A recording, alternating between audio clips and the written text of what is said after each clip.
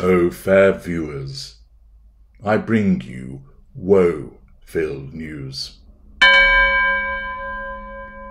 Pray, offer your respectful silence. 'Tis with leaden hearts this knowledge comes to you. May you be granted the fortitude to overcome the misery that swirls around you. Storm clouds gather with this sorry declaration. Be still and offer your heartfelt prayers for those most afflicted by this dread news. It is a dark day, for Henry, Prince of Pink Pancakes, doth declare that none of the Brits stared at Harry's wife at grocery shopping. Yes, that news undoubtedly has already cast a dark pall over your day. The knowledge that Prince Harry says none of the Brits stared at Harry's wife at grocery shopping. This groundbreaking news is brought to you courtesy of GOTV, with the enigmatically web desk reporting thus. Prince Harry is touching upon his incognito grocery shopping with Harry's wife, back when she was still his girlfriend. Ah, those days of yore. Simple times, when tromboning was a nightly occurrence, the chicken was roasted, and the felching did occur.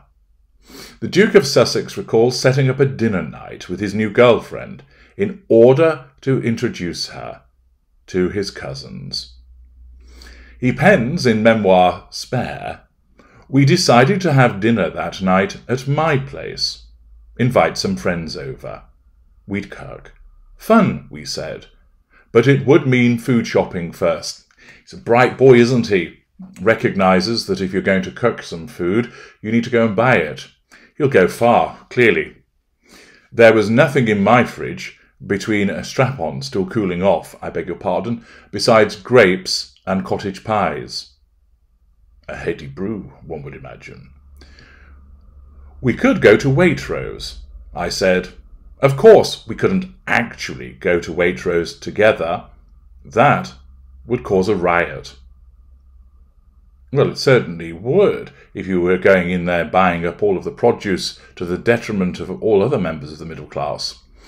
Harry then adds, "So we drew up a plan to shop simultaneously, in parallel, and in disguise, without visibly acknowledging each other.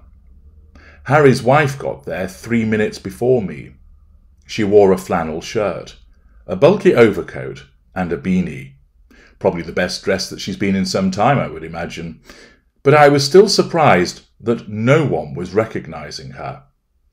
Plenty of Brits watch Suits. Are you sure about that? Surely, yet no one was staring. I'd have spotted her in a crowd of thousands."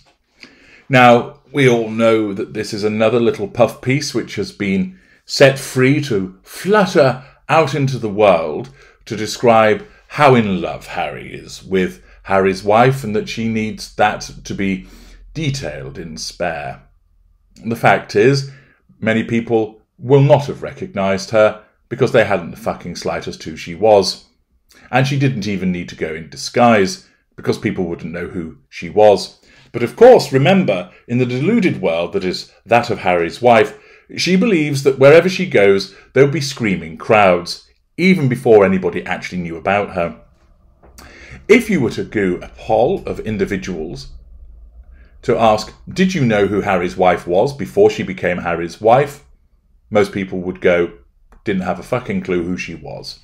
I would suggest that you probably only get 2 or 3% of that poll that would say, oh yes, she was some chick from Suits, wasn't she? Everybody else would be, never heard of her. No idea who she was. Nope. Nada. Niente. No, I'm getting nothing to that name. The fact is, despite her believing that she was hugely well known as a consequence of being a D-list actress on a cable show, she wasn't well known. And this repeated reference to suggesting that lots of people watched Suits, Suits was a hit show, that she was well known from it, is just the delusion of her mind once again going into overdrive. Of course, this has either infected Harry so that he has to write in such terms, or more likely, Harry's wife has insisted upon these anecdotes being included by way of a revision of history to make it look how in love he was and remains with her, by talking about, oh, I'd have spotted her in a crowd of thousands. And, of course, to suggest, gosh, how could it be that nobody recognised her? She's immensely popular and delighted anybody that she would meet. As I've explained previously with Harry's wife, her narcissism causes her to believe that every man wants to fuck her and every woman wants to be her. She truly does believe that, because in her deluded mind she believes that she's better than anybody else, and therefore she goes through life almost with a soundtrack playing of dramatic overlaying of what she's doing. Harry's wife goes to the bathroom. Crowds gather outside the mansion for a sniff of her farts. Harry's wife makes a cup of tea. People marvel at the way she dunks the tea bag into the water. Each and everything that Harry's wife engages in is done in a manner as if it's in a film, with some dramatic soundtrack playing. I shit thee nay. That is how she goes through life, believing that all eyes are on her. That's part of the reason why she's able to find the camera so naturally, because she's always looking around for people watching what she's doing. She doesn't do something for the sake of doing it. She doesn't, for instance, mop the fevered brow of Harry because she cares about him. She does it in the expectation, subconsciously of course, of controlling him, but if they're in public, so that everybody can see her being a doting and delightful wife. It's done for the benefit of others. It's not done for the purposes of just doing it for itself.